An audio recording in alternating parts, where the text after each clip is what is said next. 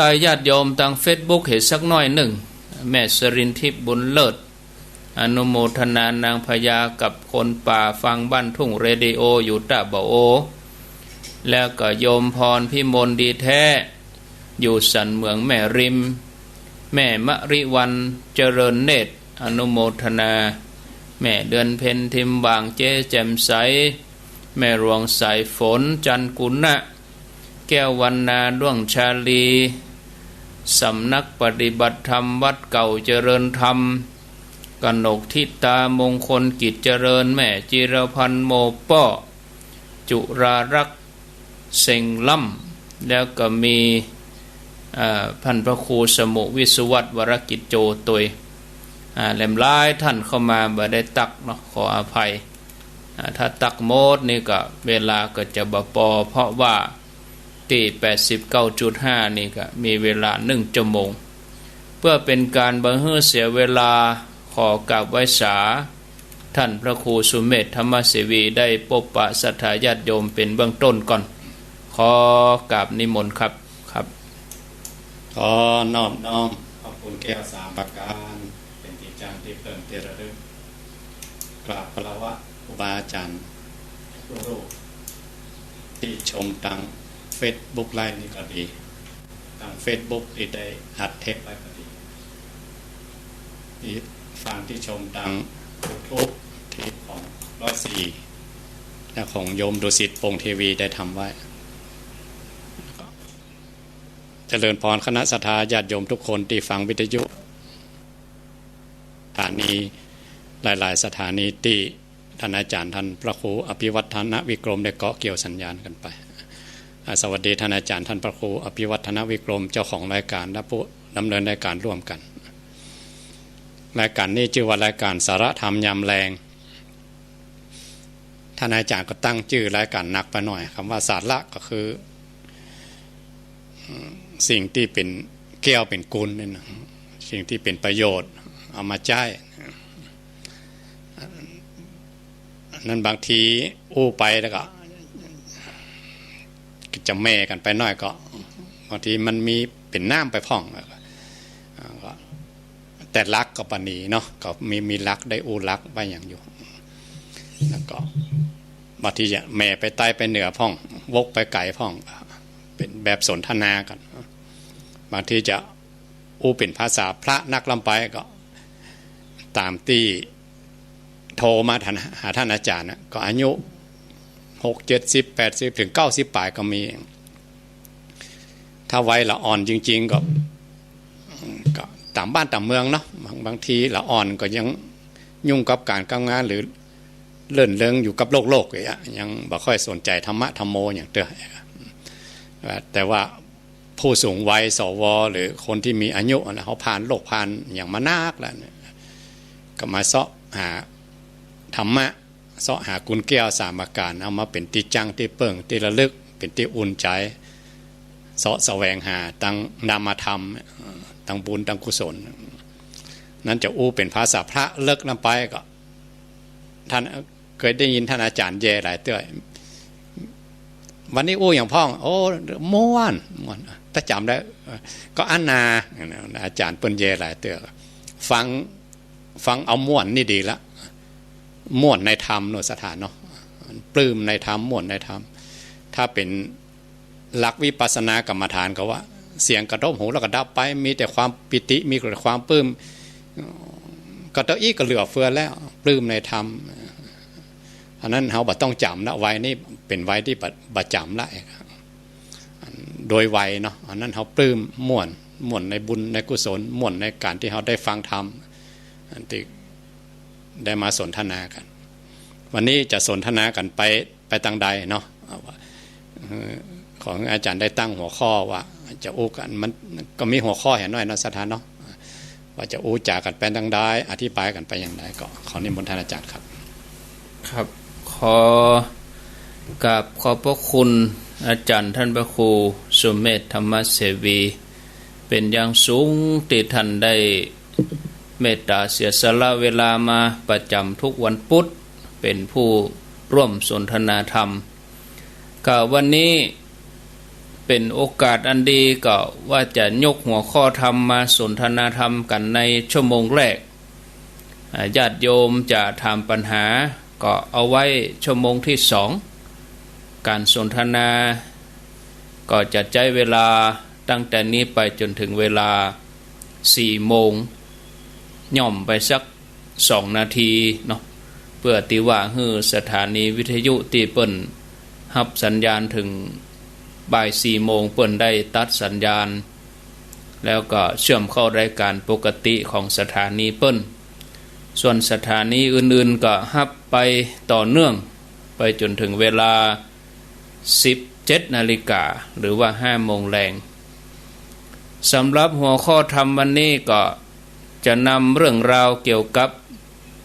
จักรสี่หลักธรรมในหมวด4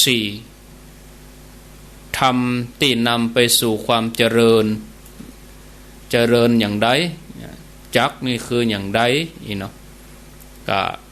จะได้นำมาอู้จากับท่านพระครูสุเมธธรรมเสวี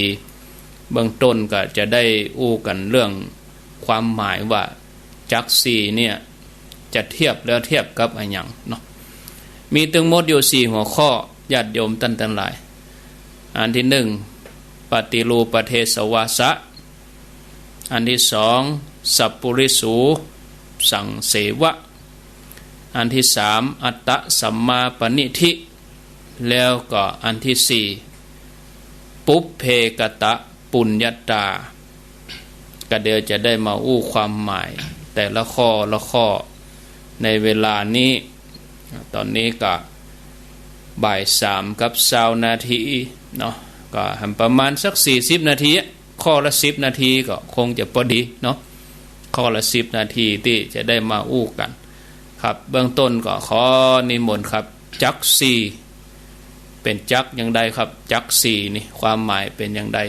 นำไปสู่ความเจริญได้อย่างใดครับจักรสี่นี่ครับนิมนต์ครับสุมาครูบาอาจารย์เนาะคำว่าจักรเนี่ยเขาต้องนึกถึงว่าสิ่งที่มันหมุนนะครับแล้วก็กงจักรเนาะธรรมจักรเนาะพอพระองค์เทศกันแรกออกมาเลยธรรมจักรแล้วในชาดกก็มีที่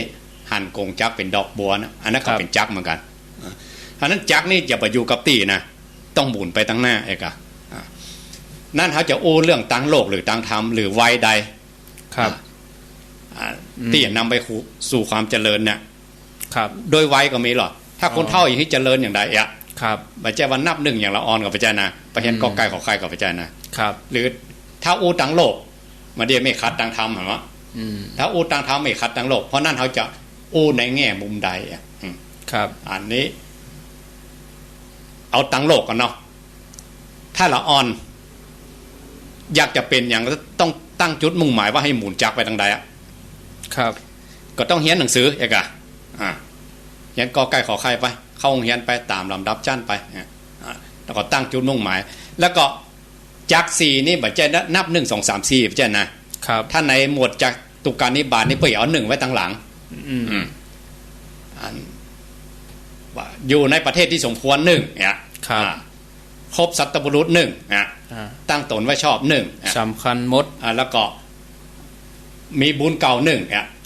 คำว่า1นั่นหมายความว่าจะเอาข้อใดขึ้นก่อนก็ได้บัจจัยเลี้ยงตามลำดับเนอะแต่ถ้าทำเลี้ยงตามลำดับอย่างมงคลเนี่ยอาเสวนาจะพารานั้นเรียนตามลำดับทำเหมือนขั้นใดแต่ถ้าทำเป็นหมวดอย่างเนี้ยอันนี้อยู่ในจตุการนิบาตจะเอาข้อใดขึ้นก่อนก็ได้ครับยกตัวอย่างข้อ4เนี่ยบุพเพกตปุญญาตาบางคนปนว่ามีพรสวรรค์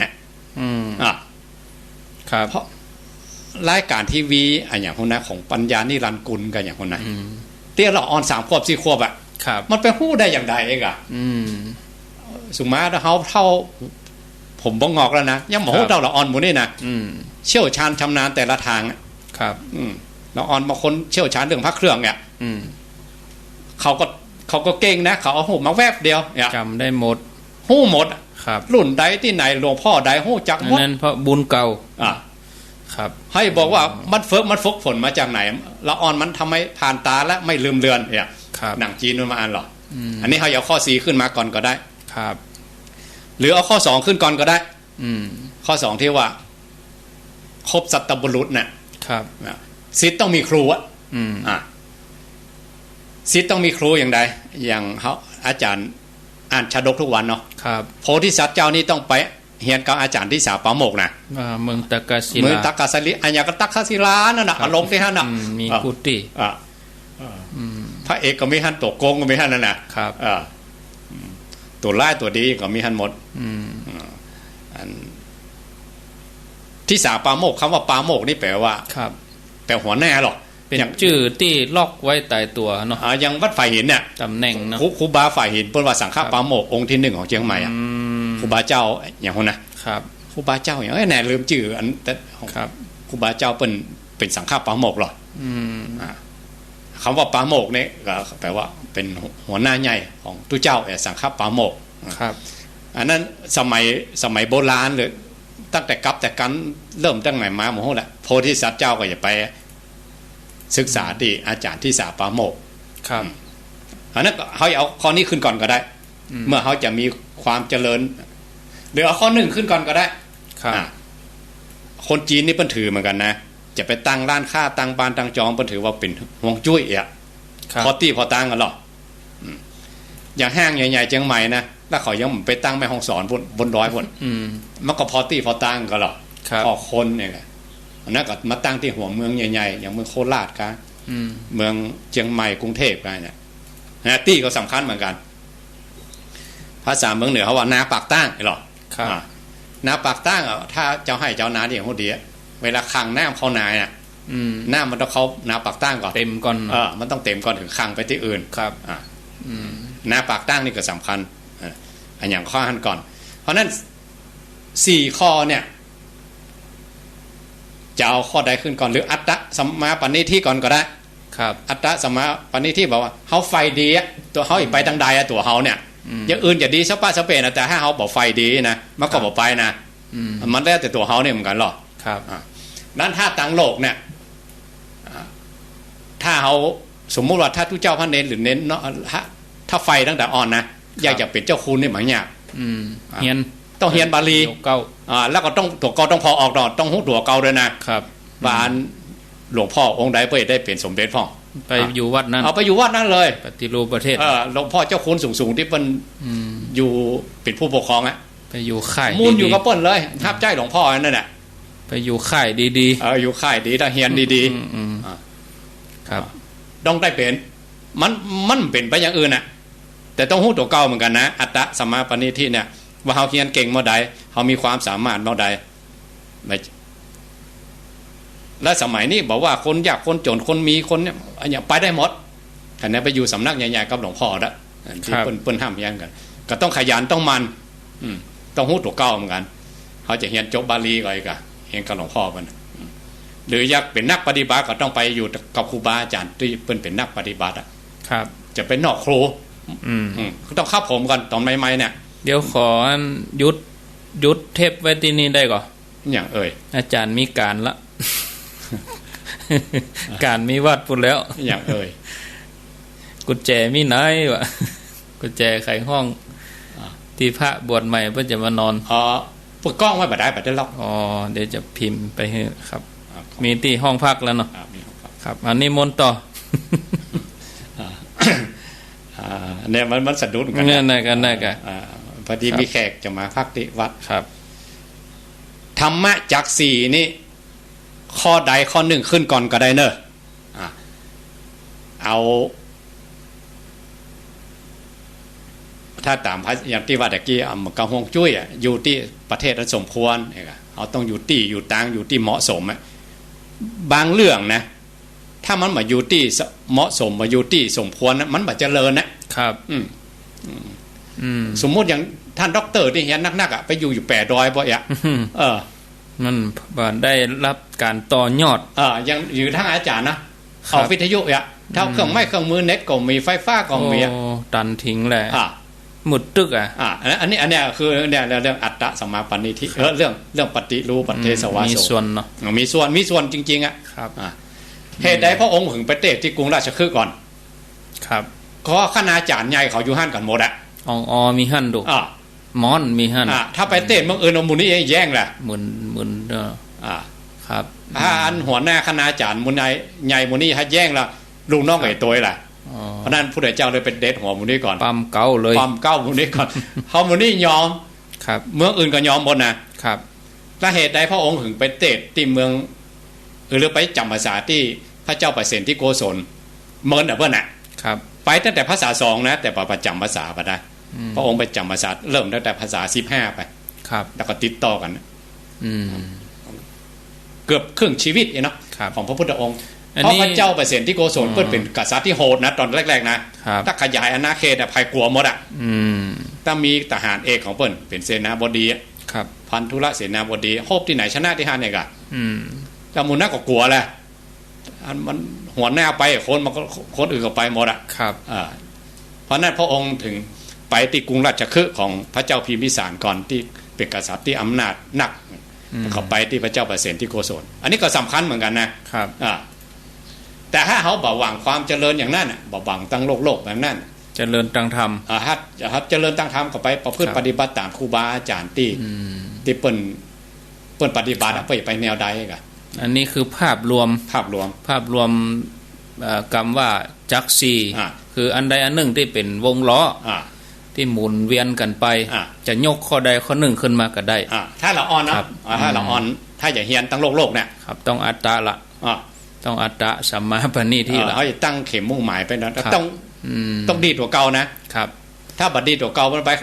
ปนว่ากับอันบัดต้องเป็นเท่าแก่ไปนั่งขายเต้าหู้ก็ได้แล้วพอขี่พออยู่ได้แต่ถ้าอยากจะดีตัวเก่าแล้วเอกอะครับ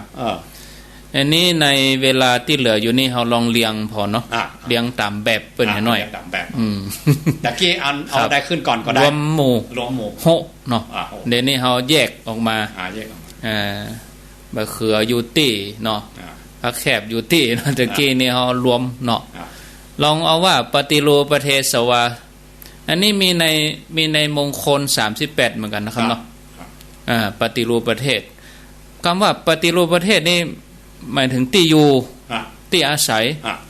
ครอบครัวก็ได้เนาะครอบครัวก็ได้แล้วที่มีครูบาอาจารย์อยู่ก็ได้ที่มีนักปราชญ์อยู่แล้วก็ที่อุดมสมบูรณ์นาปากตั้งครับปฏิรูปประเทศบางทีอายุยืนแต่ความรู้มีแต่ไปเกิดที่ประเทศที่โควิดระบาดเนี่ยเนาะหมดสิ้นนะเขาก็ได้มาอู้กันเนี่ยนี่สมมติว่าระดับโลกกันหน่อยเนาะโควิดมันเก่งนะมันแปดเด็ดหัวว่ะอเมริกาอังกฤษฝรั่งเศสเป็นล้านนั่นเนี่ยบ่ได้ทำงานกันเป็นหลายเดือนแล้วเนาะอันนี้ก็บ่ใจปฏิรูปประเทศนะเนาะอันนี้เป็นว่าคอแม่เป็นบริบทมาไม่รู้ครับอันมีคอแม่พระองค์ก็เลือกเนาะเลือกปฏิรูปประเทศในการที่จะตั้งแต่จะมาเกิดแล้วนะพูดง่ายเนาะเลือกตั้งแต่วันณะแล้วเนี่ยอันนี้ก็เป็นปฏิรูปประเทศโดยเนาะมหาวิโลกันนะพระองค์เลือกตั้งแต่แสนปีล่วงมาแล้วนะแผ่นดินสนันวันไหวนะครับลองยกตัวอย่างแล้วครับมีอย่างพ่องพระองค์จะเลือกว่าตระกูลไผ่ตระกูลใดกษัตริย์โพธิสัตว์มหาสัตว์เจ้าจาตุสุดท้ายนี่นะครับจะต้องเกิดใน2ตระกูลนะตระกูลพราหมณ์กับกษัตริย์ต่ออันเนาะ2ตระกูลนี้จะเป็นตระกูลที่ครองโลกครับทุกยุคสมัยแล้วก็เมืองเหรอครับเมืองที่เกิดตัวก็เลือกเมืองเลือกพ่อแม่เลือกตระกูลนี่ก็แปลว่าเกี่ยมมดเลยเนาะเคลียร์กันมาแสนปีนะครับนักวิทยาศาสตร์สมัยนี้คิดบ่ถึงว่ามนุษย์นี่เกิดในระดับ10,000 ปีได้เนี่ยเขายังคิดบ่ถึงว่าสมัยพระเวสสันดรอาจารย์ว่าจากพระเวสสันดรขึ้นไปบนสวรรค์มาหาเจ้าชายสิทธัตถะนี่อายุกี่ปีมันใจน้อยๆเนี่ยนักวิทยาศาสตร์เอาเพียงแค่ดินเอากระดูกมาวิเคราะห์เป็นล้านปีเขาก็ยังวันนักแล้วเนาะไดโนเสาร์นี่ช่วงระหว่าง60 ล้านปีถึง200 ล้านปีนะอยู่ช่วงนี้นะแต่ก่อนนั้นมั้ยนั่นนะก็มีไผฮู้นี่อยากสูบน้ำมันขึ้นมาน้ำมันมันบ่แน่นะเพิ่นว่าเป็นมีเสี่ยงเหมือนกันเนาะพืชซากสัตว์อ่ะมีมดเหมือนกันเนาะบ่ใช่อันเป็นซากพืชซากสัตว์ที่มันกลายเป็นน้ำมันถมกันไปแล้วให้ไปฮู้ว่าที่เป็นน้ำมันซากพืชซากสัตว์เกิดมันในยุคใดก็บ่ฮู้ทับถมกันกี่จันกี่ปีแค่ชาติเดียวของมหาโพธิสัตว์เจ้าเนาะจากพระเวสสันดรมาหาเจ้าชายสิทธัตถะเนี่ยครับ4,000 ปีทิพย์ของชั้นดุสิตนะเต็มอายุเลย ครับ เพราะชาติสุดท้ายของมหาสัตว์เจ้านี่หรอ576 ล้านปีอะ ครับ ก่อนไดโนเสาร์อีกอะ โอ้ เพราะนั้นอยู่เต็มอายุไขของจันดุสิตเนี่ย ครับ เพราะก่อนที่แสนปีก่อนที่ลงมาเกิดเนี่ยพระองค์จะเลือกแล้วหรอได้เกิดที่ไหนเองอะ ครับ ปฏิรูปประเทศสวาโสเนี่ย ครับ เป็นมงคลเลยนะ อืม เพราะนั่นละออนนะฮะอยากเจริญให้เจริญไปทางใดฮะละออนให้ห้ามอย่างนี้นะครับ ถ้าโดยไวนะบ่อู้ถึงคนเท่าด้วยเนาะ ครับว่าให้เจริญไปได้ถ้าคนไหนอยากเป็นเกษตรกรไปอยู่กรุงเทพไม่ทำให้ทำนาทำสวนได้วะ มันมีสถานที่ ก็เป็นล้านๆน่ะ มีสถานที่ เนาะ อ่า มีที่เฮือเนี่ยเฮือทำครับ ก็น่าก็ต้องเลือกตามที่ตัวเก่าชอบโดย ครับ เลือกตามที่ตัวเก่าชำนาญโดยได้ไปแปลงด้านซ่อมรถอยู่800ไม่ได้วะ ได้ ไปซ่อมอ่ะ มีรถเมินในรูอ่ะครับ แล้วก็อุปกรณ์จะมาซื้อก็ยากอะไรก็ยังก็อ่ะครับ แล้วก็ไปอยู่ที่ตัวเมืองอยู่คนที่คนชุมนุมนั่งๆที่มันมีรถมีลาที่มาซ่อม ครับ มานี่ก็เลือกตีเหมือนกันนะครับ ที่เพื่อความเจริญความเจริญของบุคคลเพื่อความเจริญของตัวเก่าอันนี้ให้เอาไปมุ่งไปตั้งโลกหรือตั้งธรรมครับ อันที่สองคือคบสัตบุรุษวะก็ต้องเข้าหาคนดี คือคนที่มีสัพปุริสธรรมคือเข้าหาคบหาคนดีสัพปุริสูปะสังเสวะเนี่ยอันที่สองนี่ครับเพื่อเจริญอย่างไรครับ ถ้าคบคนดีนี่ว่าง่ายๆคือศิษย์มีครูครับจะเป็นศึกษาอย่างคนเดียวครับต้องเข้าหาเนี่ยยังสมัยเนี่ยอาจารย์บางทีการสื่อสารมันเจริญนะครับละเอ็กละออนหรือเฮียนพูดคนเดียวเฮียนธรรมะคนเดียวอะครับเอาเขาความอาหารการมันว่ะอาหารการมานางการความอดหูอดเก่งอีโก้มันจะขึ้นมาว่าตัวเก่าเฮียนนักหูนักครับหูหมดอ่ะว่าได้ก็หูหมดอ่ะก็เขาอู้ชาชานะเพราะเอาเข้ามานับถือนะพระนับถือเจ้าโบราณว่ามันหูนักลำไปหูจนลำโค้งหูตามหนังสือแต่บ่ได้มาปฏิบัติครับแม้แต่สมัยพุทธกาลอย่างภิกษุณีเนี่ยเป็นกฎของคฤธรรมเลยนะบวชมา100 ปีเป็นตระหันตากระจ้างแล้วครับหันทุเจ้ามนบวชใหม่ต้องกราบต้องไหว้ต้องอุปถากต้องเคารพปานนั่นน่ะจะเฮียนหู้มาอยากได้กระจ้างได้เป็นกฎของทุเจ้าเนาะโดยอย่างพระอุบาลีเป็นคนใจเป็นคนตัดผมได้นะครับหมู่เจ้าชายทั้งหลายทั้ง5นะต้องยอมพึ่งบวชก่อนยอมให้ก่อนเพื่อจะลดความอาหังการพ่อบทตัวก็เป็นเจ้าชายใจมันมานักหรอกความมานะถือตัวอีนะครับแค่วันเดียวนะพลาดวันเดียวกันนะครับอันนี้เขาก็บอกว่าอาจจะวันหรือเวลาครับแต่คือพระอุบาลีนี่บวชก่อนอย่างสมัยเนี่ยบริษัทน้องนี่เนาะภิกษุณีอุบาสกอุบาสิกาบางทีเหียนนักหูนักเนี่ยมันจะขาดข้อเนี่ยจะขาดข้อคำว่านับถือครูบาอาจารย์เนี่ยนับถือสัตตบุรุษมาให้มีเอาข้อจะละลาบละล่วงครูบาอาจารย์ไปถึงเนาะก็มีการเคารพนับถือพ่อตัวเก่าหูนักหรอกแล้วตุเจ้าหลวงตาตุปู่อย่างหมอกฟ้าวัดเนี่ยทุลุงอย่าไปหู้อย่างนี้น่ะครับเขาบาเคารพอาวุโสครับต้องคนโบราณบอกว่าบันนับถือพระนับถือเจ้านับถือพระเหลืองมันนับต่อเฟืองก็นับถือเข้าเป็นไหวอันหรอครับอันนี้วันพุธหน้าเขาก็มาขยายความอัน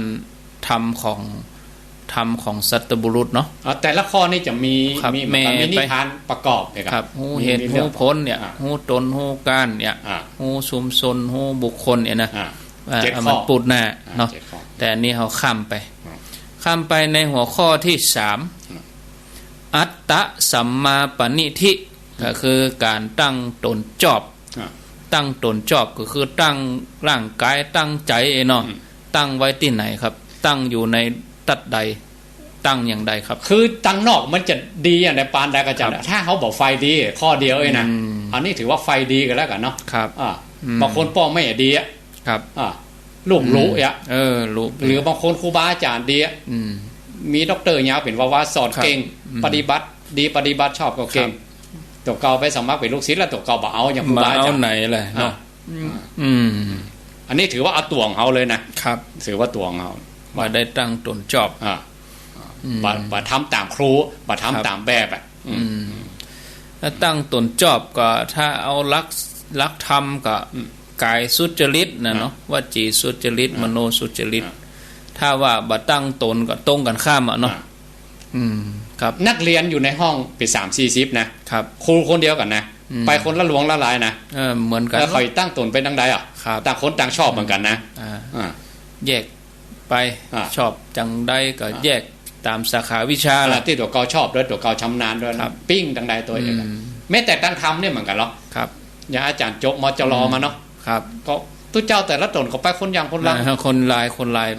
พ่องก็ไปสปะนักพัฒนาพระช่างปฏิบัติบทร้อยพวกมีพระศาลาพระธรรมจาริกแจกแจงขันไปตามส่วนไปแล้วมาออกวิทยุอย่างอาจารย์นี่มีกี่ตนก็มีพ่องมันหลายซิกไปกับมีครับอันนี้ตั้งตนก็คือการมันหาทรัพย์เนี่ยกันเนาะคบเปิ่นดีมันหาทรัพย์เลี้ยงชีวิตเหมาะสมพอดีหมดนี่แม่นหมดกะอันนี้ตั้งโลกอ่ะสัมมาชีวะนี่นะคือตั้งตนนี้แม่นหมดวัยนี่สำคัญเนอะต้องนับหนึ่งแต่ละออนนะถ้าอย่างมาวัยผู้ใหญ่นี่มันต้องมุ่งต่างทำให้ละครับถ้าตั้งโลกนี่มันหัวสมองมันร่างกายมันมาคืออะไรหมดสิทธิ์แล้วเนาะครับอันนี้คืออัตตะสัมมาปณิธิถ้าจะมาปฏิบัติธรรมเหรอเพื่อความเจริญเนาะตั้งอย่างไรถ้าปฏิบัติธรรมนี่มันนับไว้เนอะครับต้องเอาอัจเชวกิจมาตพังนี่เป็นเกณฑ์แต่กี้โยมมาเรียกแปลว่าอย่างอยู่ในธรรมนิยามเนาะอาจารย์ก็ว่าทั้งวันเนาะฉันยังทังทุเวนะแปลว่าอย่างแม่จันหรือจังลายมาต่ำลายอาจารย์หรอครับวันนี้ได้หันตะวันโยเนี่ยอันเนี้ย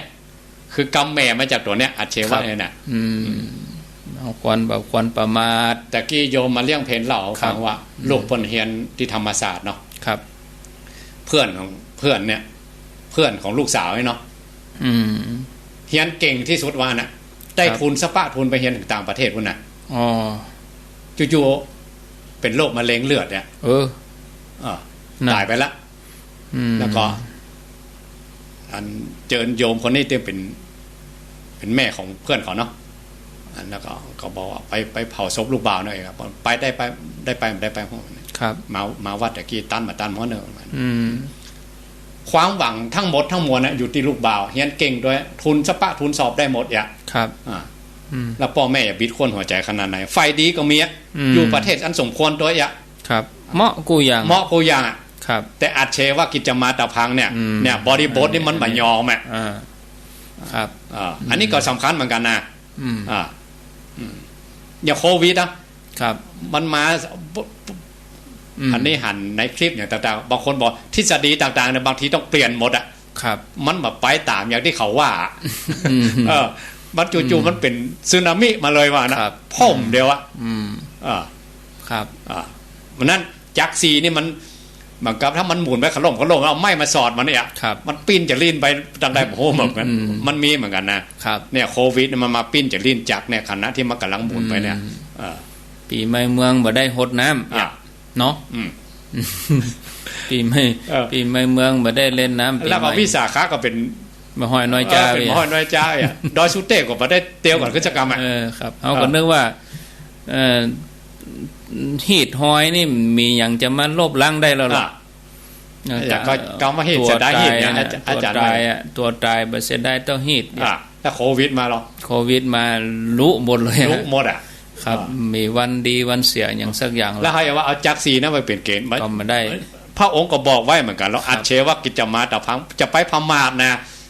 มันบริบทตัวนี้มันเข้ามาทีเดียวนะครับโอ้เป็นอย่างตรงธรรมโควิดมานี่อย่างอื่นห้ามหมดนะการวัดการว่าแต่งงานก็ป่วยหลวงป่วยอย่างประเพณียุดหมดอ่ะแต่งานศพนี่ยุดได้อะโควิดอ่ะเนาะแต่ก็มีก็มีเขาครับมาตรการมีมาตรการ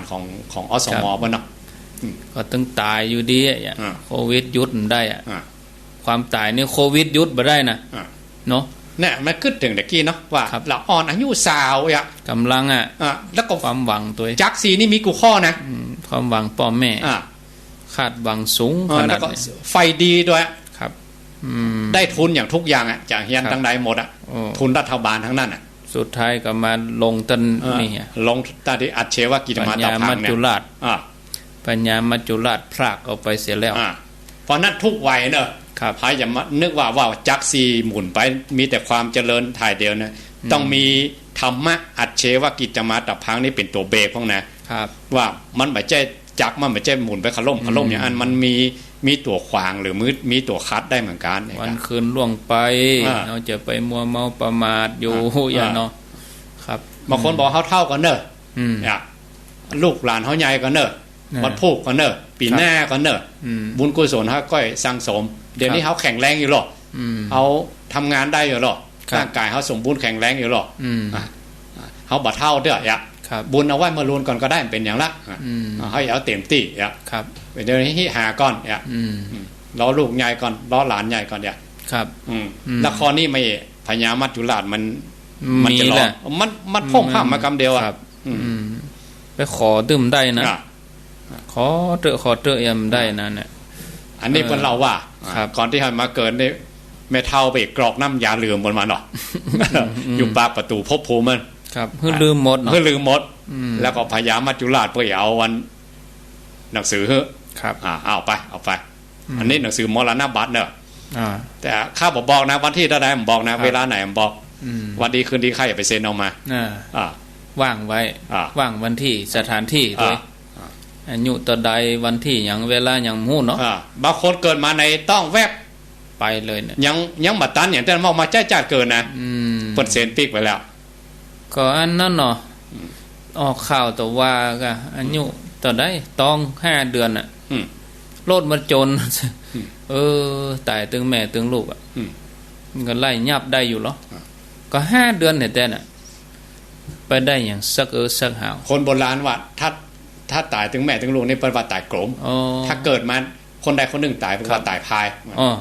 อันนี้ตายกลมเนาะคนโบราณว่าลูกตกฟากแม่ตางหงายตายมันมีเหมือนกันหรอกมันความเรื่องเกิดเรื่องมันเจริญเนาะอันนี้ตายในต้องอันนี้ตายในต้องโลดจนแล้วก็ปิวไปอยู่ยองอยู่หน้ากระโปรงบนวะแล้วก็ตกลงมาแล้วก็โลดเก่งแล้วก็นี้ทับเข้าไปแหมกรรมแล้วเขาอู้เรื่องจักสีเนาะแล้วไม่เจริญอย่างไรอ่ะครับก็มันอันเนี้ยก็ยังมาตันออกต้องมาเถอะนั่นนะได้ไปแล้วครับเขานั้นทุกวัยเนอะทุกวัยคือไฟหาในเรื่องนามธรรมหรือไฟหาอริยทรัพย์ไว้กับตนกับตัวมันไม่ใช่เป็นอย่างอี้มันไม่ใช่เจริญเป็นจักไปอย่างอี้มันมีบริบทหรือมันมีข้อสำแม่งอ่ะมันทำให้จักตัวนี้แวไปข้างต่างได้เหมือนกันครับพระองค์ตรัสไว้ดีแล้วพระองค์บอกไว้ดีแล้วอันนั้นเมื่อเราได้ปฏิรูปประเทศดีแล้วได้ครูบาอาจารย์ดีแล้วเราก็ต้องเพียรฝึกตัวเก่าด้วยตั้งตัวเก่าดีๆใจว่าพ่อแม่รวยเนาะพ่อแม่รวยฐานะดีแต่มาเกิดตีดีพ่อแม่รวยไปพ่อก็ส่งห่ำส่งเฮียนโรงเฮียนดีๆแต่ตัวเก่าบ่ได้ตั้งตนดีเนาะบ่ได้ตั้งตนดีอันนี้ก็บ่ได้เจริญนะศัพท์เปิ้นว่าอวชาตบุตรครับ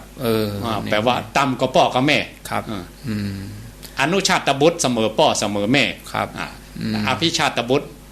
เหนือกว่าพ่อกับแม่มันมีหลายอย่างหรอกมีหลายมีระดับของเปิ้นครับอันที่4ข้อที่4ข้อที่4ข้อสุดท้ายก็คือปุพเพกตะปุญญาตาเป็นผู้มีบุญได้กระทำไว้ก่อน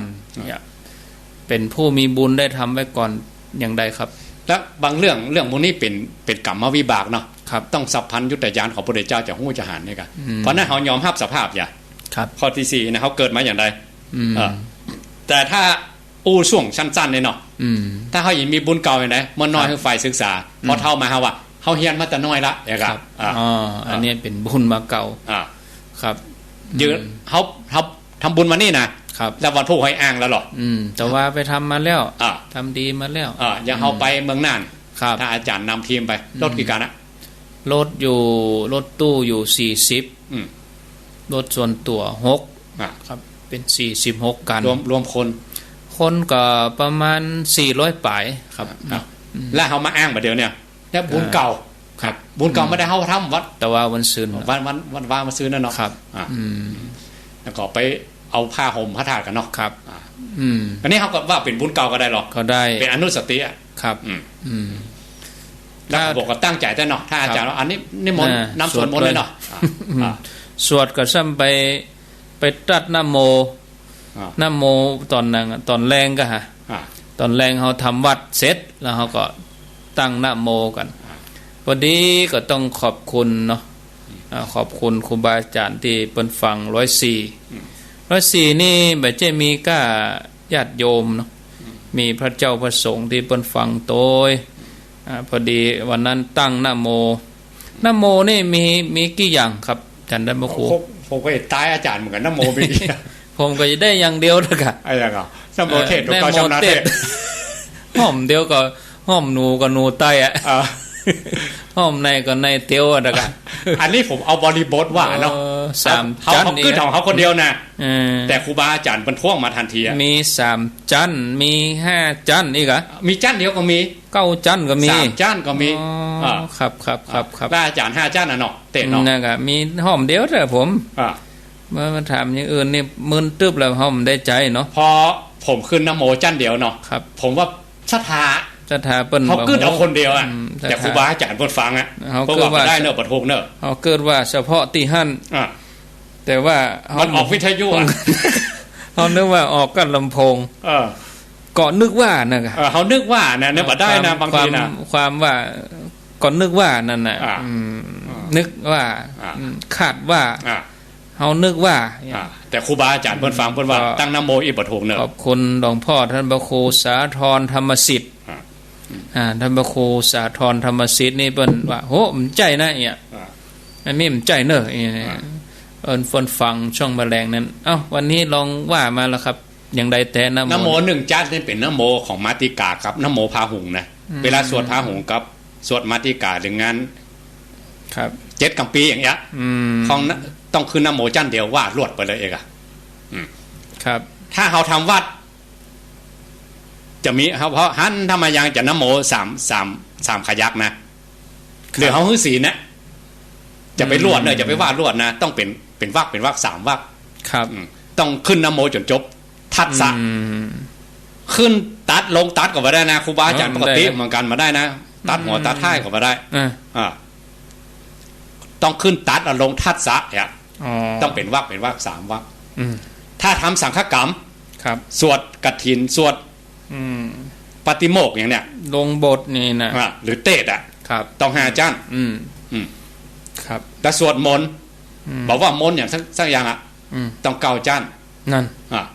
นั่นนี่เหมือนลูกคอ9จั่นก่อนประแจมีวรรคอยู่9ตีอีกอ่ะเมื่อโยมฟังกันเรื่องว่าลูกคอ9จั่นนี่ทศพลหิมพานต์แต่วันนั้นมันแรงเนี่ยผมขึ้นจั่นเดียวอ่ะ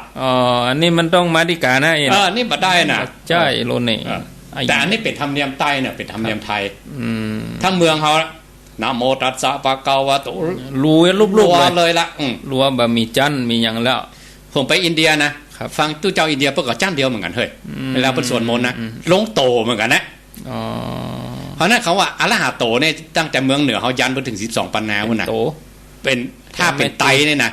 ชนเผ่าไตเนี่ยหลายร้อยล้านจะใช่โตหมดเลยถ้าอรหัตโตนี่ตั้งแต่เหมือนกับคนไทยตั้งใต้เนาะเพราะฉะนั้นปฏิรูปประเทศสาวาโสเหมือนกันเพราะนั้นขึ้นนะโมธรรมจักรเนี่ยนะโมจั่นเดียวไม่ถูกครับเพราะนั้นเขาต้องขอบคุณครูบาอาจารย์เปิ้นเนาะครับเปิ้นฟังแล้วมาคัดถูกมาได้ดีกาครับอันนั้นต่อไปอาจารย์ออกวิทยุเนี่ยรักจะไปพิษรักมาได้นะคนฟังกันนะเนี่ยแล้วก็ยอมรับเนาะต้องยอมกันคนรักคนมีแล้วเอาไปแหวรักคนเนี่ยไปใจนะครับอ้าวก่อนที่จะได้พักครั้งแหม8 นาทีอาจารย์จะเพิ่มเติมจุดไหนข้อใดพ้องครับเดี๋ยวจะได้พักครับพูดถึงเรื่องที่อาจารย์ขึ้นหัวข้อวันนี้ว่าจัก ครับจักรนี่ต้องหมุนเนอะต้องไปตั้งหน้า นำความเจริญมาให้นำความเจริญมาให้เจริญดังใดเจริญดังโลกกับเจริญดังธรรมไงหรือวัยกะวัยละอ่อนหรือวัยผู้เฒ่าเนี่ยครับเขาเหมาะสมกับวัยตัวเองอะละความเจริญจะตกแก่เฮาครับแต่ว่าคือเอาบทธรรมนิยามบทเนี่ยมาเป็นข้อกระตุกใจเหมือนกันข้ออัจเชว่ากิจมาตพังหรือพัทเทกรัตตคาถาสูตรเนี่ยมันแบบใบตามที่เขาว่าครับยกตัวอย่างเขาอ้วนในเรื่องโควิดเนี่ยมันแบบบางทีมันแบบไปตามทฤษฎีจู่ๆมันเป็นคลื่นสึนามิมาโครมเดียวอีกก็มีนะครับเลยยกตัวอย่างว่า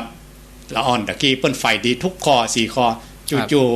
ๆเป็นโรคมะเร็งเลือดตายอ่ะมันได้ว่ามันจะไปคัดธรรมะข้อนี้แต่ธรรมะของพระองค์เราว่าสั่งกะโหโยงไปหากันได้เองครับเพราะนั้นมันก็มีข้อแม่เหมือนกันว่าใจว่ามันจะมีครบทุกข้อนี่แล้วอย่าเจริญถ่ายเดียวไปใจพระองค์ตั้งข้อแม่ไว้หรอกครับอย่างข้อที่ว่าบุพเพกตปุญญาตานี่เป็นว่าถ้าจะอู้โดยเหตุก็คือกุศลกรรมคือความดีผลก็คือความสุขเนาะเราทำความดีไว้ในอดีตก็ส่งผลถึงปัจจุบันเนาะ